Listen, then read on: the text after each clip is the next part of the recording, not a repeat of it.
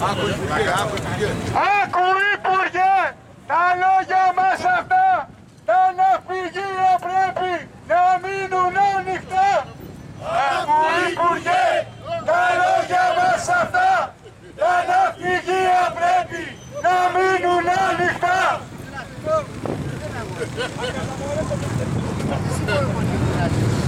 Λοιπόν, είδαμε τον Υπουργό, τον αναπληρωτή, τον κύριο Ήσυχο, μας παρακάλεσε να πάμε μια ώρα πιο πριν από την πορεία, διότι ήθελε να φύγει γιατί ήρθε ο πρέσβης, δεν ξέρουμε ποιας χώρας.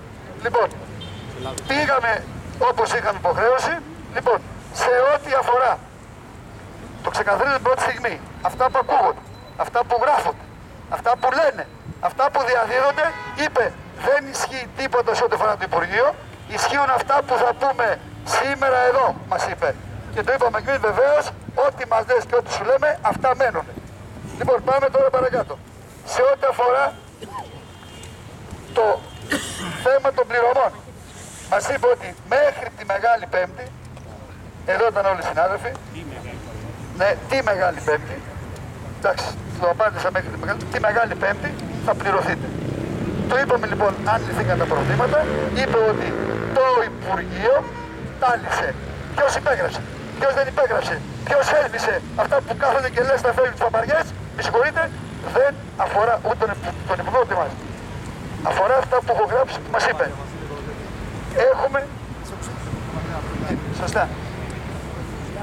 Έχουμε λοιπόν την επίσημη θέση του Υπουργού και κλείνω με αυτό για το θέμα αυτό, ότι μέχρι τη Μεγάλη Πέμπτη, τη Μεγάλη Πέμπτη θα πληρωθούμε. Ένα αυτό και αυτό μένει.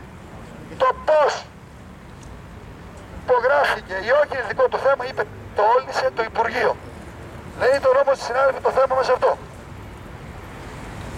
Μας ζήτησε στοιχεία σε ό,τι αφορά τις νομικές κινήσεις που έχουμε κάνει, τα δικαστήρια και το καθεξής.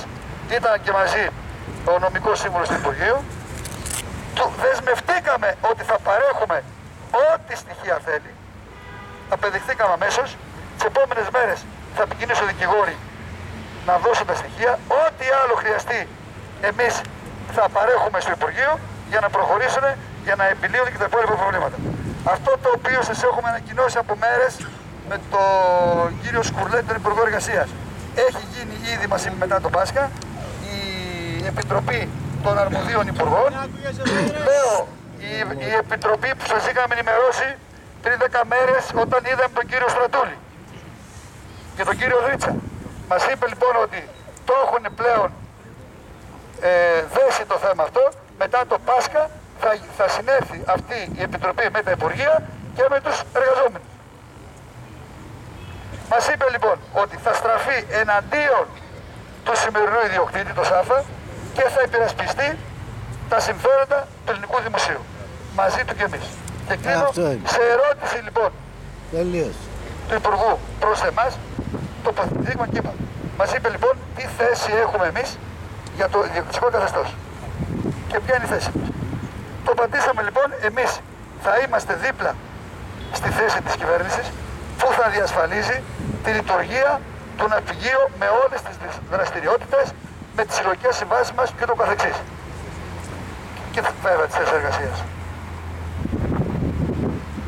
Από εκεί και πέρα, του κάναμε γνωστό συνάδελφοι του Υπουργού ότι όποια είναι η θέση του Υπουργείου, εμείς θα την περάσουμε στη Γενική Συνέλευση και θα τη στηρίξουμε αν είναι στην κατεύθυνση αυτή που λέμε.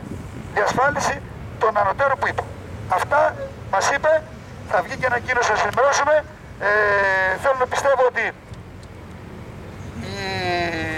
η θέση του Υπουργού να μην υπάρχει κάποιο ενδιάμεσο πρόβλημα και την Πέμπτη, μέχρι την Πέμπτη να πληρωθούμε.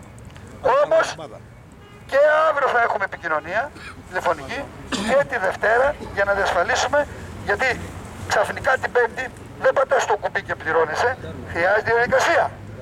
Αύριο λοιπόν Παρασκευή, το αργότερο τη Δευτέρα, όλοι σας και ίσως τελευταίος εγώ, να ξέρουμε πότε θα πληρωθούμε. Το λέω λοιπόν με την προπόνηση, δεν θα κοιμηθούμε μέχρι την Πέμπτη και να πάμε και να πούμε δεν έχουμε πληρωμή. Πιστεύω αύριο αργά ή τη Δευτέρα το πρωί θα ξέρουμε 100% για την Πέμπτη.